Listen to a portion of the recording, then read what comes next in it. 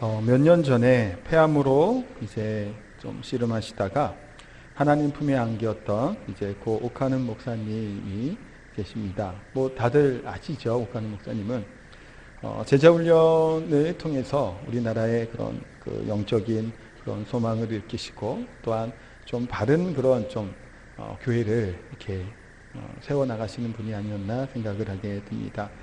많은 이제 원로들이 계시고 또 그런 분들이 계시지만 저는 개인적으로 오카는 목사님의 그런 목회나 그런 사역들을 참 존경하는 마음을 가지고 사실 있습니다. 그분이 그 교회를 개척하고 처음 쓴 책이 있는데 제목이 고통에는 뜻이 있다라고 하는 책입니다. 내용이 참 이렇게 좋은데 그 내용을 보면 서문에 이렇게 글을 씁니다. 나는 사실 고통에 대해 무슨 말을 할 자격이 없는 사람이다. 내가 겪어본 맛본 고통이란 실로 고통이 아닐 수도 있다. 사람들이 빠져있는 고통의 심연은 제약의 심연만큼 어둡고 깊어서 그 밑바닥을 들여다본다는 것은 누구에게나 불가능하다. 욥의 고통을 맛보지 못한 자가 어찌 그를 두고 한마디인들 할 수 있겠는가. 예레미야가 마셨던 쑥과 담즙이 어떠한 것인지 모르면서 그의 고통을 논할 수 있겠는가. 이렇게 이제 서문에 쓰여 있습니다. 어쩌면 참 솔직한 표현이 아닌가라는 생각을 해보게 됩니다. 그 책의 내용에 보면 이런 내용도 있습니다. 고난은 변장하고 찾아오는 하나님의 축복이다라고 생각합니다. 사실 우리가 살다 보면 고난이 왜 오는지, 왜 고통이 오는지 우리가 사실은 다 그것을 이해하지 못할 때가 참 많이 있습니다. 지난주에 사실 설교 준비하고 또 이번 주에 또 이렇게 하면서 좀 비슷한 그런 좀 의미를 가지고 있는 말씀이기도 하는데 어쨌든 그런 것 같아요. 우리가 살아가고 삶의 가운데 순간순간마다 고통이 있습니다. 고난이 있고 또 그러면서 이 고난과 고통을 어떻게 받아들이냐에 따라서 이것이 믿음의 사람이냐 그렇지 않느냐가 결정된다고 볼 수 있습니다. 그래서 어거스틴도 이렇게 이야기를 합니다. 고통은 누구나 동일하게 당하는 것이지만 고통을 당하는 사람은 다르다라는 겁니다. 고통을 겪지 않은 사람은 아무도 없습니다. 믿는 우리들이나 믿지 않은 사람들이나 동일한 고통을 당하게 되지만 그 사람은 분명한 것은 다르다라고 하는 것이 분명합니다. 그러니까 고통은 누구에게나 어느 순간엔거나 다 일어날 수 있습니다. 그런데 고통을 맞고 고통을 당하면서 내가 어떠한 마음 자세를 가지고 있는 것은 모두가 다 다르다라는 겁니다. 우리 신앙인들, 우리 하나님의 사람들은 고통 중에 마음가짐이 믿지 않은 사람과는 분명히 달라야 된다는 겁니다. 이 고통이 어떠한 이유에서인가, 또 이 고난 속에서 하나님의 뜻이 무엇인지를 우리가 분별하고 발견할 수 있어야 되는 겁니다. 이 고난을 어떻게 극복할 것인가 라는 것을 생각하면서 때로는 우리가 어떻게 해야 될까요? 기다리는 겁니다. 왜 하나님께서 나에게 이것을 허락해 줬는지 기다리며 기다리고 또한 그 순간순간마다 우리가 하나님의 신실하심과 그 은혜를 기억하며 또한 우리가 그 말씀 앞에 순종할 수 있는 자세가 필요하다는 겁니다. 그래서 오늘 본문에 보면 바울이 이제 쓴 서신이 바로 이제 로마서죠. 바울은 이 복음의 열정을 가졌던 사람입니다. 그래서 그가 다메섹 도상에서 하나님 예수님을 만난 이후에 정말 복음의 이 사명을 충성스럽게 감당했던 사람이고 그 사람은 3번에 걸쳐서 전도 여행을 떠나게 됩니다.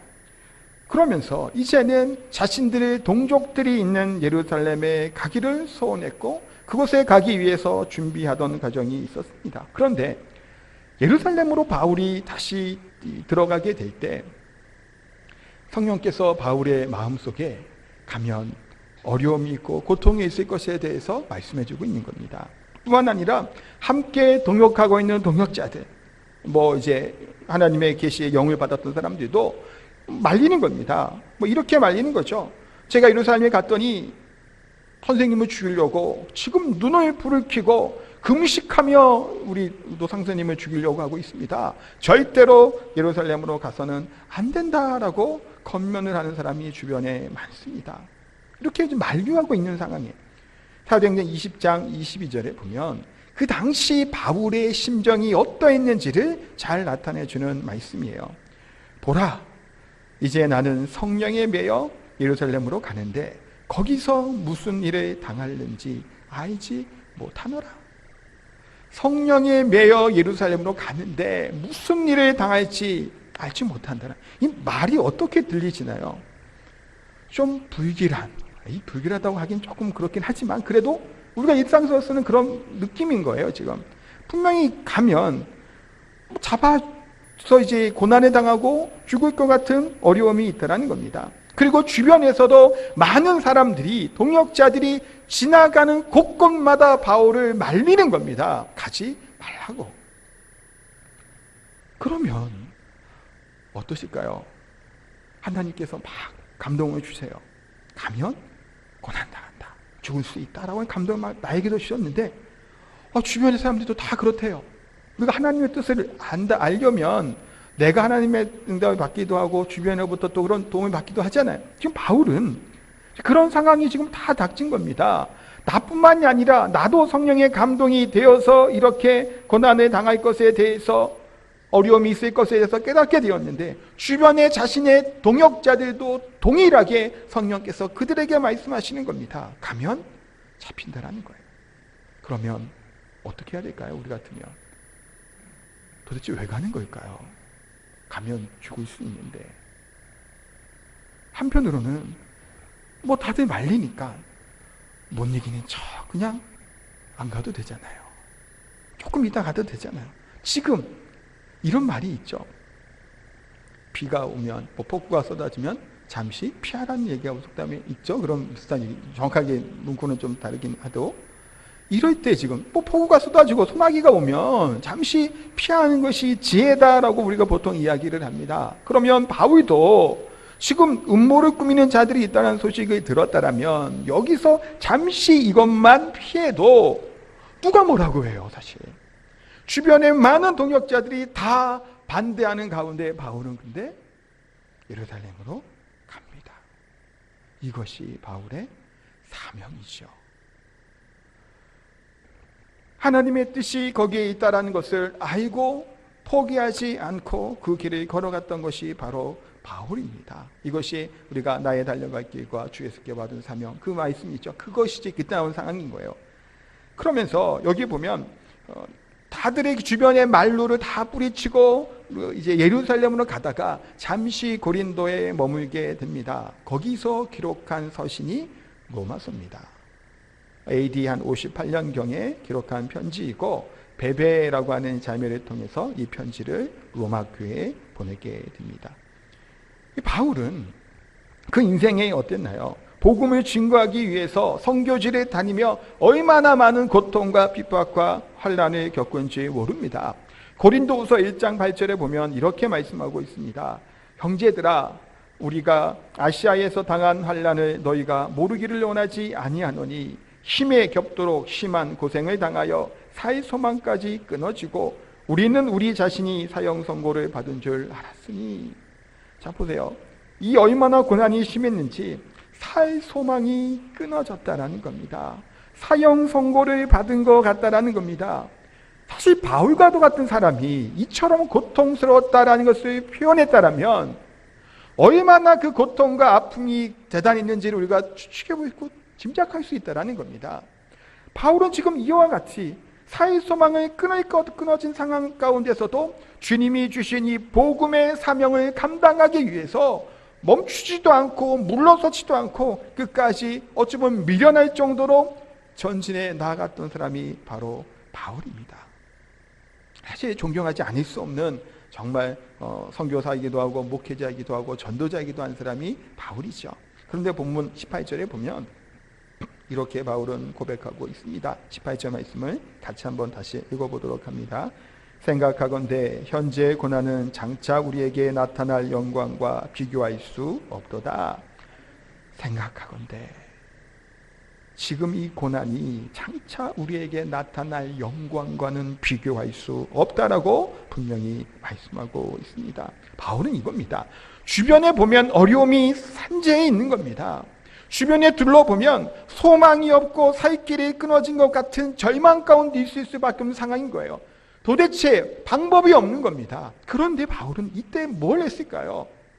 주변에 둘러본 것이 아닙니다. 소망 대신 우리 주님을 바라볼 수 있었기 때문에, 그분에게 자신의 눈을 맞췄기 때문에 끝까지 이 길을 걸어갈 수 있었던 겁니다. 우리가 잘 알고 있는 예수님의 사도 중 수제자라고 얘기하는 베드로가 있습니다. 베드로가 예수님이 물 위로 걸어오시는 것을 보고 요청을 하고 간청을 하죠. 저로 하여금 명하여서 걸어게 해달라고 요청을 합니다. 걸어오라고 하시죠. 베드로가 걸어갑니다. 대단한 경험을 한 거죠. 사실은 물 위를 걸은 사람이 베드로 외에 누가 있겠어요. 사실은 사람들 중에서. 걸어가요. 계속 걸어갔나요? 빠지죠. 왜 빠졌나요? 파도 치는 것을 보니 그 믿음의 두려움과 믿음이 약해지는 겁니다. 절망 가운데 이 파도가 자신을 삼킬 것과 같은 그것들을 바라보니까 다시 믿음이 약해 빠져들어가게 되는 거예요. 바울은 어떤가요? 주변에 둘러보면 소망이 없었다라는 겁니다. 그런데 바울은 주변을 보지 않았다는 거예요. 주변을 보면 사실은 절망할 수밖에 없는 경우가 참 많습니다. 어찌할 방법이 없을 때가 있죠. 베드로는 그러고 싶어서 그렇겠을까요? 무서운 파도가 치니 그것을 바라보지 않을 수 없었던 겁니다. 끝까지 주님을 바라보고 걸어갔다면 물 위에서 주님과 만났겠죠. 그런데 주변을 봤기 때문에 빠져들어 갔습니다. 바울은 이와 같은 어려움 가운데 끝까지 그 시선과 눈을 하나님께 맞추었고, 또한 바울은 내가 바라보고 있는 이 주님이, 우리 하나님이 어떠한 분인지를 너무나도 잘 알고 있었던 사람이 바로 바울입니다. 그러면 제가 질문을 하고 싶습니다. 우리 성도님들에게 하나님은 어떠한 분이신가요? 하나님이 어떠한 분이세요? 라고 제가 여기 앉은 집사님한테 물어본다면 집사님은 바로 대답을 할 수 있어야 되겠죠. 제가 누구에게나 하나님은 어떠한 분이세요? 하고 우리 지휘자 집사님에게 물어보면 망설이지 말고 대답을 할 수 있어야 됩니다. 지금 스스로 한번 해보시길 바라요.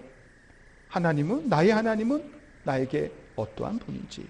만약에 바로 대답이 안 나오면 신앙생활 잘못한 겁니다. 대답이 나오셔야 돼요. 왜 대답이 나와야 될까요? 내 지금까지의 인생 가운데, 아니면 지금까지 예수님 믿고 난 다음에 이 여정 가운데 나를 하나님이 어떻게 인도하셨는지도 분명하게 깨닫지 못하고 하나님이 어떠한 분인지도 알지 못하며 지금까지 신앙생활을 한 것은 잘못한 겁니다. 그것은 그렇게 신앙생활을 하는 거 아닙니다. 교회에 나와서 예배한다고 우리가 하나님을 아냐? 아니라는 거예요. 설교자가 설교한 소리를 듣고 하나님은 사랑이시구나, 그래서 우리가 하나님의 사랑으로 고백하시나요? 그러면 그것은 문제가 있죠. 내가 정말 내 신앙 가운데 하나님이 정말 나의 인생의 사랑이신지, 아니면 공의이신지, 신실하신 분이신지, 내 하나님이 어떠한지를 우리를 분명히 깨달아 알아야 되는 겁니다. 이것이 없으면 하나님을 바라보지 못하는 거예요. 베드로가 왜 빠져들어가요? 바울은 왜 끝까지 하나님을 바라봤을까요? 당시에 베드로는 예수님이 누구인지 알지 못했습니다. 물론 부활하신 예수님 만난 이후에 베드로는 완전히 다르죠.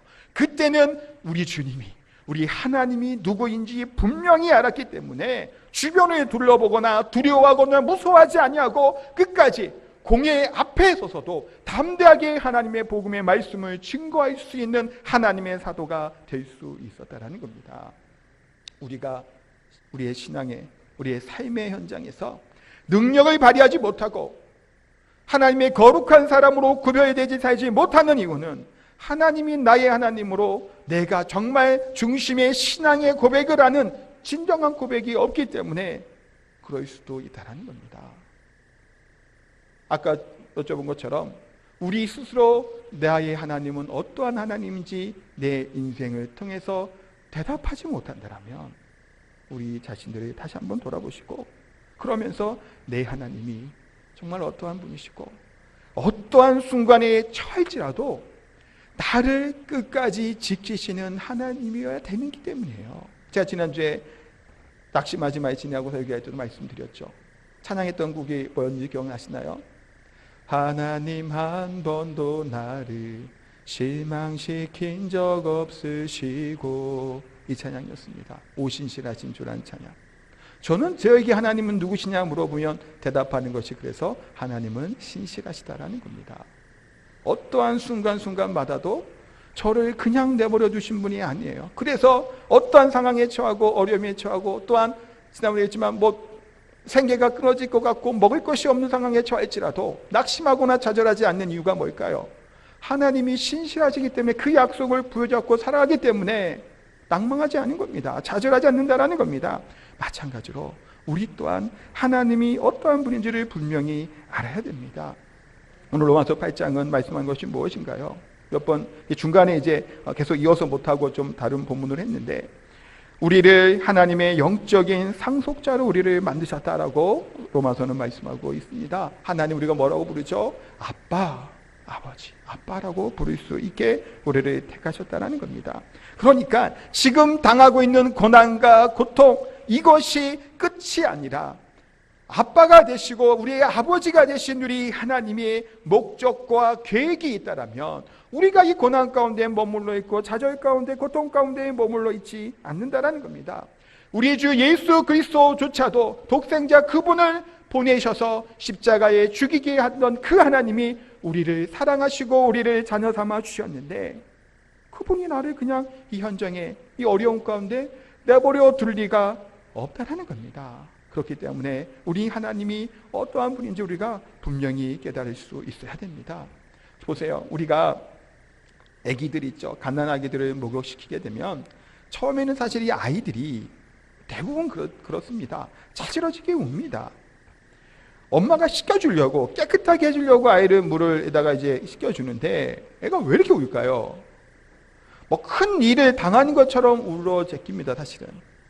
근데 부모의 마음은 어떤가요? 일부 때도 얘기했지만 우리 욕조에 물을 받습니다. 따뜻한 물로 아이를 씻겨야 되니까 어떻게 우리가 온도를 잴 수 있을까요? 온도계가 있으면 좋겠지만 보통 우리가 우리 몸을 가지고 그 체온이 재죠. 손을 담가서 물을 온도를 살펴볼까요? 아닙니다. 손 갖고 체온 재면 안 돼요. 손은 덜 뜨거워요. 이쪽 살로 이렇게 대봐야 됩니다. 이렇게 발로 넣어보면, 보통 시킬 때 그랬거든요. 이렇게 넣어보면 따뜻하면 애도 따뜻한 거예요. 손 넣었다가 따뜻하다 그랬는데 들어가면 굉장히 뜨거워요. 손에 하고 여기에 단단한 겁니다. 그만큼 우리가 자식들을 씻기는 것도 심려를 기울이고 어떻게 하면 다칠까봐, 놀랄까봐, 놀라지 않기 위해 더 이렇게 애를 쓴다는 겁니다. 근데 아이들은 그때 어릴 때, 가난하기 때죠. 그때는 자기를 어떻게 하는 줄 알고 난리가 납니다. 근데 시간이 조금 지나고 아이들이 조금 더 크면 너무 좋아하죠. 따뜻한 물속에 들어가서 엄마의 손길, 그것을 경험하게 되는 겁니다. 그러면 아이 수준에서도 엄마의 사랑, 아빠의 사랑을 깨닫게 되죠. 이사야 49장 15절에 이렇게 말씀하고 있습니다. 여인이 어찌 그 젖 먹는 자식을 잊겠으며 자기 태에서 난 아들을 긍휼히 여기지 않겠느냐. 그들을 혹시 잊을지라도 나는 너를 잊지 아니하일 것이라. 내가 너를 내 손바닥에 새겼고 너의 성벽이 항상 내 앞에 있나니. 너무 말씀이 좀 뭐라고 말해야 될까? 이런 말씀. 엄마가 어떻게 아이를 잊을 수 있나요? 부모가 자식을 잊을 수가 없지요. 저도 제 인생의 경험, 짧지만 경험해 봐도 저희 외할머니가 자식이 3명이었습니다. 큰 아들, 둘째 딸, 막내 아들. 중간에 저희 어머니가 딸이었고, 저희 어머니가 일찍 돌아가셨죠. 저희 큰삼촌도 외삼촌도 돌아가셨어요. 외할머니 아직도 살아 계세요. 이 가슴에 묻어요, 가슴에. 제가 일주일에 한 번씩은 전화를 드려요, 할머니한테. 잘 지내는지 전화하면. 저랑 통화할 때마다 어떠실까요? 우세요. 벌써 시간이 얼마나 흘렀는데. 저는 저희 엄마를 생각하며 지금도 그렇게 울지는 않아요. 엄마니까 그런 것 같아요. 근데 자식은 가슴에 묻는다라는 것이 정말 맞죠. 잊을 수가 없고, 또한 생각 안 할 수가 없죠. 박영규라고 하는 탤런트도 그랬잖아요. 자식 먼저 보낸 다음에 뭐라고 얘기하나요? 블라인드 같은 게 쳐져 있다고 얘기를 해요. 아무리 행복한 일이 있어도 뭔가 앞에 이렇게 막고 있다는 거예요. 부모가 심정이 그렇죠. 아무리 좋으면 뭐예요? 사실 자식이 먼저 갔다라면 그 아픈 심정은 이루 말할 수 없다라는 겁니다. 근데 하나님은 뭘 얘기하시는 건가요? 가능하지 않는 겁니다. 사실은 어찌 엄마가 아이를 잊어버리겠어요. 그런데 혹시 그렇게 할지라도 나는 너를, 이 엄마가 너를 사랑하는 것보다 더 사랑한다라고, 지금 이사야 말씀은 하나님이 우리를 향한 사랑의 고백이에요. 사실은 내가 너를 이렇게 사랑한다라는 겁니다. 어찌 내가 너를 잊어버릴 수 있고 어찌 너를 그냥 둘 수 있냐라고 하는 이 사랑의 고백이 성경에 나와 있는 러브레터예요. 사실 성경은. 그래서 지난번에 얘기했던 예정 얘기도 잠깐 한번 드렸었나요? 택했다, 구원했다. 저도 그 본문을 읽고 그것들을 우리가 교리에 저는 받을 때는 그렇게 봤습니다. 지금 이 말씀처럼 내가 너를 얼마나 사랑하는지를 알려주고 싶은 하나님의 사랑의 속삭임이라고 저는 그렇게 성경을 읽고 교리를 받아요. 하나님이 우리를 그렇게 정말 이렇게 사랑하신다. 상상이 안 되죠? 부모가 자식 사랑하는 게 얼마나 큰데 그러시잖아요. 얼마나 커요 사실은 우리 자식에 대해서. 그보다 더하대요. 우리의 인지할 수 있는 인간의 생각보다 더 많은 사랑이라고 하는 하나님의 사랑, 그것을 말씀하고 있다는 겁니다. 고난의 순간이 또 어려움의 순간이 있을 때 이것이 끝이 아니라는 사실은, 그래서 그 너머에 있는 하나님의 사랑과 영광이 우리에게 준비되어 있기 때문입니다. 그래서 우리는 하나님을 사랑이라고 고백을 하는 겁니다. 근데 이 하나님은 사랑이시다라고 하는 고백이 지금 제가 설교를 했기 때문에, 성경이 말했기 때문에 듣고 그래 하나님은 사랑이시다라고 그쳐서는 제가 얘기하기 안 된다는 겁니다. 정말 내 인생의 삶에 정말 복받쳐 오르는 감격과 감동이 있으며 정말 나를 이렇게 하나님이 사랑하시는구나, 이런 못난 사람도 사랑해 주시는구나, 그것을 깨닫게 될 때 이 알고 있는 이 지식이 하나님은 사랑이시다가 우리 가슴으로 내려오고, 가슴에 내려온 하나님의 고백들이 어떻게 될까요? 우리의 삶의 모습에서 하나님의 사랑하심이 증거되고 나타날 수 있게 될 줄 믿습니다. 그래서 우리 지금 얘기하는 것처럼 고난이라고 하는 이 문제가, 이것은 우리의 어려움이 아니라 오히려 기회가 될 수 있다는 겁니다. 우리에게 찾아온 이 고통을 비관적으로 부정적으로 바라보고 생각하시지 말기 바랍니다. 이것들 어려움이 있죠. 사실은 쉽지 않은 일일 겁니다. 그러나 밝은 눈으로 이것들을 바라볼 수 있을 때 고통 가운데도 우리가 뭘 하는 걸까요? 찬송이 나오고 찬양이 나오는 겁니다. 얼마 전에 우리 교회 권사님 중에 한 분이 입원하셨습니다. 아시는 분들은 아실 텐데 쇼파를 이렇게 나르다가 이게 다치셔갖고 입원을 하셨어요.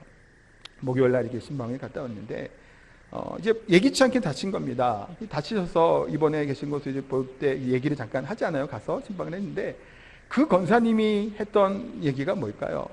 너무너무 아프다라는 얘기가 주로 했을까요? 아니면 무슨 얘기를 하셨을까요? 감사하다라는 겁니다. 왜 감사할까요? 다쳐서 누워있는데 엉치뼈가 부러지지 않아서 감사하다라는 거예요. 이게 이런 연상 되신 분이니까 최 권사님이에요. 엉치뼈 같은 데 부러지거나 다치면 사실은 어르신들 이거 운신하기도 힘들잖아요. 사실 굉장히 좀 심각한데 그렇지 않다라는 겁니다. 그리고 또 MRI 결과도 제가 이제 얘기 듣고 했는데 크게 이렇게 이상은 없으셔서 너무나 감사했어요. 근데 우리 믿는 사람은 이렇잖아요. 교통사고를 나서도 우리가 보통 뭐라고 얘기를 하죠?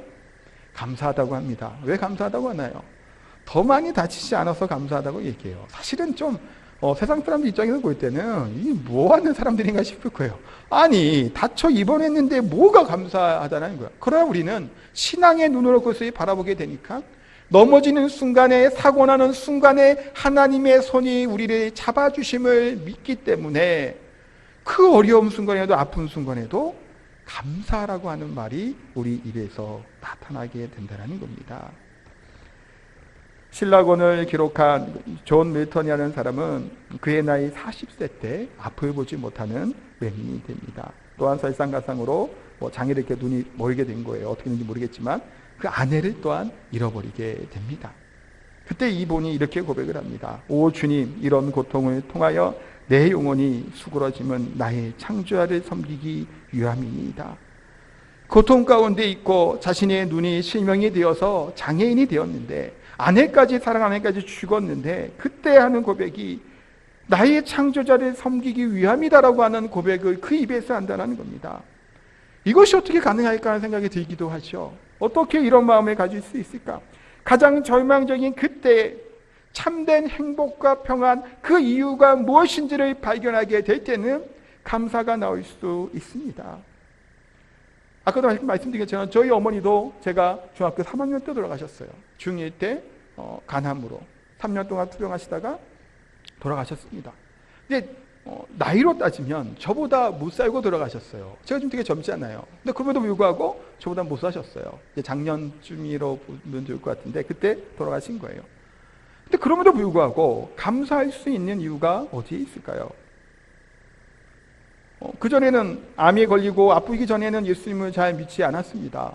그냥 집 앞에 교회가 있었지만 전도를 많이 받고 교회 가자는 얘기 들었지만 교회 가지 않았습니다. 근데 간암으로 또한 전이 돼서 폐암으로 그렇게 병중에서 고통 가운데 계시면서 우리 주님을 만난 거예요. 인격적으로. 그리고 하나님에 대해서 온전히 신뢰하고 믿음을 가졌던 거예요. 돌아가실 때 저희 외할머니가 그래요. 편안하게 갔다고. 편안하게 갈 수 있었던 겁니다. 그리고 결과적으로 누가 있나요 지금? 이 목사가 됐잖아요. 아들 중에 하나가. 뭐 감사한 일이죠. 저 또한 사실 어머니 생각을 하면 지금도 상당히 마음이 좀 안 좋아요. 슬프고. 사실이에요.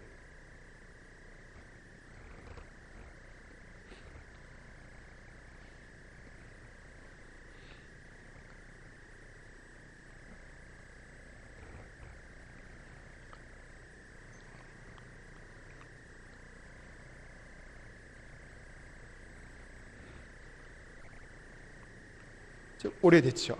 중3 되니까. 근데도 아파요. 근데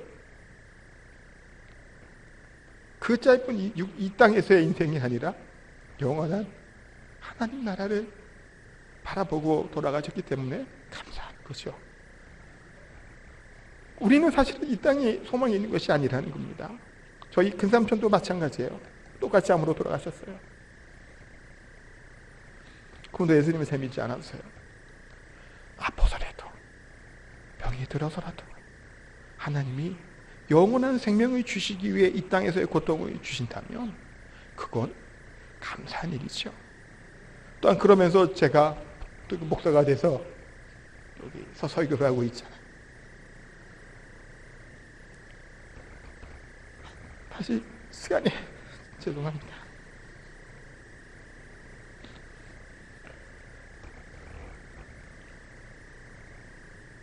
그러면서 감사할 수 있는 게 또 뭘까요? 전에도 한번 말씀드렸죠. 저는 저희 어머니가 일찍 돌아가셨어요. 혹시 말기가 있는 암 환자를 제가 보면 저는 저희 엄마가 우리 때 돌아가셨잖아요. 목사로서 좀 위로가 되지 않을까요?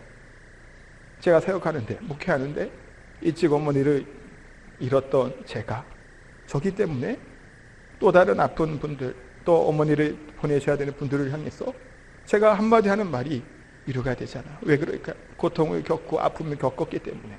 그렇기 때문에 제가 목회하는데 혹시 그 어머니가 돌아가신 게 도움이 될 수 있는 거면 그러면 그것 또한 감사할 일이죠. 왜 감사할 수 있나요? 하나님이 그런 별것 아닌 것처럼 보이는 사소한 것, 물론 저한테는 커요. 근데 그것을 통해서 하나님이 일하실 수 있다면, 그렇게 사용될 수 있다면 그것 또한 감사할 수 있다는 겁니다. 우리 주님께서는 우리에게 평안해 주시기를 원하시오. 수고하고 무거운 짐진 자들아 다 내게로 오라고 말씀하십니다. 주님께로 가면 참된 평안을 얻을 수 있다라고 분명히 말씀합니다. 내 멍에를 메라라고도 말씀하시고 있습니다. 우리의 인생의 삶의 여정에서 주님을 의지하지 않고 주님의 품 안에 있지 않으면 참된 평안을 얻을 수 없다라는 겁니다. 우리가 편안하게 산다라고 해도 이 편안한 것이 편안한 것이죠. 진정한 평안은 그 가운데 있는 것이 아니면 우리가 너무나 잘 알게 됩니다. 많은 것을 가지고 누리면 사실은 행복하지 않지요. 많은 것을 누림에도 불구하고 행복하지 않을 때가 많다는 겁니다. 가진 것이 없고 부족하다고 할지라도 참된 평안은 그리스도 안에 있을 때 이것이 가능하다라고 성경은 말씀하고 있습니다. 근데 여기서 23절의 말씀에 보면 그리스도인들이 받은 고난이 장차 영광으로 변화될 것을 믿지만 그 가운데 탄식이 있다라고 말씀하고 있습니다. 23절 말씀을 같이 보면 그뿐 아니라 또한 우리 곧 성령의 처음 익은 열매를 받은 우리까지도 속으로 탄식하여 양자될 것 곧 우리 속의 속량을 기다리느니라 라고 말씀하고 있습니다. 탄식한다라고 하는 것은 출산의 고통을 뜻하는 의미를 담고 있습니다. 산모가 갖게 되는 출산의 고통이 어떤가요? 말도 못하게 고통스럽죠. 그러나 이것이 고통이 끝이 아님을 우리는 알고 있습니다. 신생아가 태어나게 되고 또한 이 사랑하는 자녀가 태어남으로 그 고통을 잊게 되는 성도들이 강하는 고통과 탄식이 마찬가지라는 겁니다. 우리들이 겪는 탄식과 고통들의 부르짖음이 이것이 끝나는 것이 아니라 그 가운데 새로운 생명이 태어나는 것이고 그 가운데 영원한 평안과 기쁨들, 영광들이 그 가운데 드러나게 됨에 대해서 말씀하고 있는 겁니다. 우리가 사실은 하늘에 속한 사람이지만 동시에 이 땅을 살아가게 됩니다. 이 땅을 살아가기 때문에 정말 우리가 믿음으로 살아가게 되고 또한 믿는 사람으로 살려고 하다 보면 때로는 우리가 어려움을 겪을 때가 있다는 겁니다. 직장에서 술자리를 함께 하게 될 때 혹시 술 먹는 거 정지하려는 것은 물론 아니지만 거기에 대해서 믿음의 신앙의 양심을 가지고 내가 먹지 않기를 원해서 결단을 하면 사회생활할 때 편할까요? 편하지 않죠. 어려움을 당할 수밖에 없습니다. 투기하는 것들 이것은 하나님 기뻐하시는 거 아니다라고 결단을 하면 다른 사람들은 투기하고 뭔가를 해갖고 더 많이 돈을 버는데 빠듯하게 살 수밖에 없는 겁니다. 어떤 자매들은 노처녀로 그냥 오래 계신 자매들도 많이 봤습니다. 나이 40이 되었는데 결혼을 못합니다. 왜 못할까요? 예수님 믿는 형제에게만 내가 결혼하겠다를 원해서 기다리다 보니 혼기를 놓쳐버립니다. 그러면 그분은 어떠해야 될까요? 그냥 적당한 사람 만나서 결혼하고 또한 결혼해서 전도하면 되는 건가요? 물론 그럴 수도 있겠죠. 쉽지는 않은 것을 주변에 보게 됩니다. 나름 하나님 향한 믿음의 소망을 가지고 그렇게 결단을 하며 살아가는 사람들이 있다는 겁니다. 탄식의 소리가 울려 퍼지지 않을 수 없는 겁니다. 고통의 저유가 있지 않을 수 없다는 겁니다. 그것이 우리 믿는 사람들 뿐만 아니라 이 피조물조차도 다 탄식하고 허무한 데 굴복하였다라고 성경은 말씀하고 있습니다. 이 세상이 오염되어 가고 있죠. 타락해져 가고 있습니다. 점점점 우리 환경운동가나 환경하는 사람들은 비관적으로 바라보게 됩니다. 더 이상 내버려서는 안 된다라는 거예요. 지구가 망한다고까지 사실은 이야기를 하더라고요. 월드워치 연구소의 발표에 의하면 오늘날 환경 위기에 대한 비관적인 견해를 하면서 과학적인 특별한 진보를 이루지 못하면 인류가 다가오는 굶주림 해결할 방법이 없다라고까지 이야기를 합니다. 몇 년 전 보고이긴 한데 매년 거의 1억 명씩 증가한다고 합니다. 그런데 곡물 생산량은 84년 이래로 급격히 감소한다는 거예요. 농업지가 점점 없어지고 있죠. 도시화되고 있어요. 농경지가 줄어들게 됩니다. 그러면서 식량은 줄어들고 있다고 합니다. 그래서 하루에 굶어 죽는 사람이 3만 명이 넘는다라고 얘기를 하고 1년이면 1,000만 명 정도 되는 숫자가 굶주림 때문에 죽어가고 있다는 겁니다. 사실 제주도에서도 무분별한 그런 개발 같은 것 때문에 말들이 참 많이 있었죠.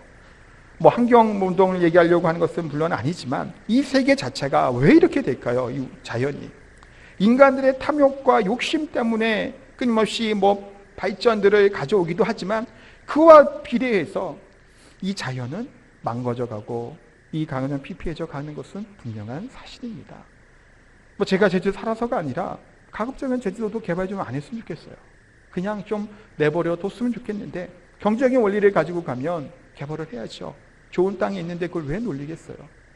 나무를 밀어도 뭘 하더라도 거기에 뭔가를 짓고 싶은 것이 지금 이제 자본주의 사회입니다, 사실. 이런 모든 결과들이 어떻게 돌아오고 있나요? 중국의 그런 미세먼지, 어마어마하게 많은 사람들이 죽는다고 합니다. 예전에 이제 자료에 의하면 하루 평균 2,000명의 폐암 환자가 발생하고 또 폐암으로 사망한 암 환자가 61만 명이 넘었다고 합니다. 재앙이죠. 그래서 중국은 이제 그 공장들을 산둥성 쪽인가 옮겼다고 해요. 옮겨서 우리나라의 미세먼지가 더 온다는 얘기도 사실은 있죠. 그런 문제들이 뭘까요? 자본주의와 경제의 발전, 파괴하는 것의 대가가 지금 우리 인간들에게 돌아오고 있습니다. 미세 플라스틱도 요즘에 문제가 심각한 거 아시죠? 비닐 사용해서 규제합니다. 아무거나 버리지 못하게 해요. 물티슈 안에도 미세 플라스틱이 들어있다고 해요. 일반 종이가 아니잖아요. 그것도 사용을 금지하고 또 쓰지 못하게 하는 분위기가 있습니다. 왜 그럴까요? 사실은 이렇게 지금 망가져가고 있는 것이 무엇 때문일까? 인간들의 욕심 때문에 이렇게 망가지고 있다는 겁니다. 이 피조 세계도 물론 환경 보호하고 자연 하자라고 하는 의미로 얘기하는 것은 아닙니다. 우리 인간들이 타락한 이후에 우리 인간들에게만 저주가 임한 것이 아닙니다. 이 피조 세계에게도 동일하게 저주로 임하게 된 거예요. 이 세계도 그래서 하나님의 아들들이 나타나게 되기를 소원하는 겁니다. 다시 이 땅에 우리 주 예수 그리스도께서 다시 오셔서 새하늘과 새 땅이 도래되고 임하게 될 것을 기대하고 있다는 겁니다. 사랑하는 성도 여러분, 그리스도의 보혈로 하나님의 자녀가 된 우리가 이 피조세계, 이 자연에 이들을 살리는 구원의 도구가 된다는 사실을 또한 기억해야 됩니다. 우리들의 의무가 우리에게 사실은 주어졌다라고 봐도 무방합니다. 24절 25절을 보면 우리가 소망으로 구원을 얻었음에 보이는 소망이 아니니 보는 것이 누가 바라리요. 만일 우리가 보지 못하는 것을 바라면 참음으로 기다릴지니라. 고난을 당한다 할지라도 우리는 소망을 품을 수 있는 자들인 줄 믿습니다. 여기서 기다린다고 하는 것이 소극적으로 가만히 앉아서 기다린다는 것이 아니라 주님의 말씀에 순종하며 경우에 따라서는 적극적으로 대처할 수 있는 것들을 의미하고 있는 말씀입니다. 소망이 있으면 기다림도 기쁨이 있습니다. 그러나 소망이 없으면 기다림은 지겹죠. 어떻게 기다릴지 모릅니다. 사랑함이 있으면 또한 기다림이 지루하지 않습니다. 그래서 우리는 고난 중에서도 기다림의 소망을 가진 사람들인 줄 믿습니다. 요즘에는 쉽게 실망을 하고 절망을 하고 낙망하는 경우들이 참 많이 있습니다. 우리 아들이 저에게 얼마 전에 아빠 실망했어 라고 하는 얘기를 했어요. 왜 아들이 아빠한테 실망을 할까요? 그래도 아빠랑 아들이 제일 가깝게 또 지내고 말하는 사람이 아빠인데 실망을 한 겁니다. 이유가 뭐냐면 아빠한테만 조용히 할 얘기가 있다는 거예요. 금요일이었는지 수요일이었는지 하여튼 예배 끝나고 왔던 걸로 기억하는데, 그래서 엄마는 몰랐으면 좋겠다고 얘기해요. 그래서 얘기해봐라. 비밀이래요. 밤에 늦게 조그맣게 저한테 얘기하는 거예요. 아빠, 게임하는데 현질해도 돼? 현질이 뭔지 아세요? 아이템을 그냥 돈 내고 구매를 하는 거예요. 원래 이제 게임 막 하다 보면 이제 점수가 쌓여서 그거 갖고 뭐 살 수 있는데 애들이 현질이라 그러는 거예요. 아직 애기인데, 저 같은 애기 같은데 뭐 그런 말을 하는 거예요. 그래서 생일 선물, 생일이 얼마 전에 지났거든요. 따로 선물을 안 사줘갖고 현질하고 싶다라는 거예요. 그래서 뭐 스킨 같은 거나 뭘 좀 사서 좀 이렇게 꾸미고 그러고 싶은가 봐요. 그래서 그걸 하고 싶다라는 거예요. 근데 걔 딴에는 아빠한테 이렇게 얘기하면 아빠가 된다고 할 줄 알았나 봐요. 근데 제가 안 돼 그랬죠. 무슨 게임하는데 돈을 쓰냐고. 그래서 돈 아깝지 어떻게 게임하는데 돈을 써요. 그냥 가끔 뭐 하는 건 모르겠지만. 그래서 안 된다 그랬더니 아빠 실망했어 그러는 거예요. 뭐 별거 다 실망하는 것 같아요. 아빠가 너 해줄 줄 알았냐고. 그랬더니 해줄 줄 알았대요 지는. 그래서 아빠한테만 엄마한테 얘기하면 또 안 된다고 할 것 같으니까 조용히 얘기했던 거예요. 그래서 최근에 다른 걸 사줬습니다. 뭘 사줬냐면 목검을 사줬어요. 어제 이제 극적으로 배송이 완료돼서 오늘 놀아야지 하고 막 있는데, 이게 나무검 있죠. 요즘 애들이 좀 몇몇이 나가서 막 그거 칼싸움하고 또 논다 그러더라고요. 그래서 나무까지 꺾어서 막 하는데 약한 놈에 꺾으면 부러지네 금방. 그러니까 목검 같은 거 하나 딱 쥐고 있으면 뭐 세게 휘두르면 다 부러뜨리잖아요. 그래서 사준 거예요. 야, 너 이거 사줄게. 기왕이면 우리 아들내미가 좀 이기면 좋잖아요. 죄송하지만 비슷한 점이 있는 우리 자녀들 좀 이겼으면 좋겠잖아요. 어떤 지고 오는 거 좀 솔직히 싫더라고요. 그래서 좀 이겨봐라. 저 한번 자신감도 갖고 해서 사줬더니 같이 노는 애들도 줄줄이 지금 인터넷 주문했대요. 그래서 오늘 하루 이길 수 있는 날인데 지금 딸내미가 좀 막 서 있어요. 토하고 밤새 토했어요. 지금 둘째 애가. 그래서 집에 지금 혼자 있으니까 엄마가 교회 오니까 아들내미 보고 넌 딸 보고 동생 보고 있으라고 그래갖고 지금은 눈물 그렁그렁하고 투투대고 있어요. 왜냐면 이거 목공 들고 내려가서 좀 뭘 해야 되는데 오늘 아니면 기회가 없죠. 왜냐하면 다른 뭐 형들이나 뭐 동료들 친구들이 다 목공 하나씩 쥐고 오면 그때는 어차피 이제 진검 싸움이에요. 이게 아니야. 무기의 우위를 가질 수 있는 건 딱 오늘 하루였는데 또 이제 실망하고 있는 것 같아요. 막 눈물 그렁그렁하고 지금 낙심하고 있는 모습을 보고 제가 잠깐 올라갔다 왔는데 다시 이렇게 올라왔는데 사실 이게 별것 아닌 얘기죠. 우리 어른들이 우리 입장에서 볼 때 그까지 뭐 먹고 온 갖고 하면 뭐 문제가 있을까 생각을 하지만 아이들에게는 큰 일이에요. 우리 또한 마찬가지입니다. 장차 우리가 하나님의 영광을 바라보면 이 지금 겪게 되는 어려움들, 아픔들이 하나님 입장에서 볼 때는 별것 아닐 수 있는 문제이죠. 근데 우리가 겪는 건 뭘까요? 너무나 대단한 일이고 힘든 일이고 어떻게 방법이 없는 겁니다. 그러나 우리가 바울처럼 생명의 복음을 증거하기 위해서는 자신의 단 하나뿐인 생명조차도 아깝지 않고 내 하나님께 바칠 수 있는 믿음을 가졌던 바울처럼 우리들에게도 지금 겪는 혹시 어려움이 있고 아픔이 있고 또한 우리가 믿는 신앙인이기 때문에 어려움 겪는 사람들이 분명히 있을 겁니다. 그럴 때마다 낙심하지 마시기 바라고 이 소망의 이 간을 부여잡고 지금 있는 이 지금보다는 앞으로 있게 될 하나님의 영광을 바라보며 은혜간에 살아갈 수 있는 저 우리 성도님 다 되시기를 예수님의 이름으로 축복하고 기도합니다. 기도하겠습니다. 사랑과 애가 많으신 아버지 하나님, 하나님의 사랑과 은혜, 그 기뻐하심을 바라볼 수 있는 또 소망을 품고 나아가는 저희들의 삶이 다 될 수 있도록 하나님 은혜 베풀어 주시옵소서. 감사드리며 예수님의 이름으로 기도하옵나이다. 아멘.